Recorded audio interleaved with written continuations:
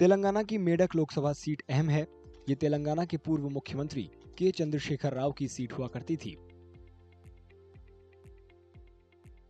लेकिन ये इलाका कम साक्षरता दर और कम प्रति व्यक्ति आय के साथ राज्य के सबसे पिछड़े इलाकों में एक है। ज्यादातर आबादी खेती पर निर्भर है। यहाँ जलवायु परिवर्तन का असर सूखे और गिरते हुए भूजल स्तर के रूप में सामने आ रहा है। సంవత్సరము నేను పోయిన సంవత్సరం నుంచి వ్యవసాయం చేస్తున్నాను. పోయిన సంవత్సరం బోరేశాను మా భూమిలో పడ్డాయి, అధికం పడ్డాయి. దాంతోటి ఈ సంవత్సరము 3 ఎకరాలు కౌలు తీసుకొని చేయడం జరిగింది. చేయడం జరిగితే పోయినసారి బాగానే పండింది. దాని ధీమాతోటి ఈ సంవత్సరం కూడా వేయడం జరిగింది. దాంతోటి ఈ సంవత్సరము బోర్లన్నీ అధిక ఎండ వలన బోర్లు ఎత్తేయడం వల్ల పంట నష్టపోయే అవకాశం ఉన్నాయి. పొట్టకచ్చే దశలో నీళ్లు ఎత్తేయడం జరిగింది. దీంతోటి మేము ట్యాంకర్లు తీసుకొని పారబెట్టడం जरूरत। यहाँ के किसानों को केंद्रीय बजट में खेती के लिए आवंटन में कमी की शिकायत है। उनकी मांग एमएसपी बढ़ाने की है। కేంద్ర ప్రభుత్వం ప్రవేశపెట్టిన ఆర్థిక బడ్జెట్లో రైతులకు అంత ఉత్సవకరమైన సంఘటనలు ఏం లేవు. ఒకటి ఏంది అంటే కేంద్ర ప్రభుత్వము రైతు వ్యతిరేక విధానాలల్లో ఇప్పటికే మోడీ గారు కూడా ఒకసారి క్షమాపణ చెప్పిండు రైతులకు.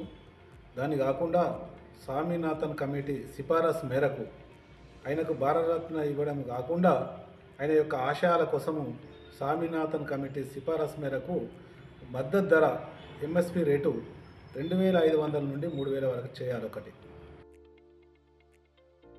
ज्यादातर युवा रोजगार के लिए सरकारी नौकरी की अधिसूचनाओं पर निर्भर हैं, लेकिन सरकारी नौकरियां बेहद कम हैं।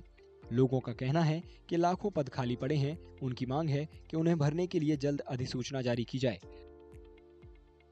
గ్రూప్ 1 నోటిఫికేషన్ రిలీజ్ చేసి ఈ రోజుతో ముగుస్తుంది.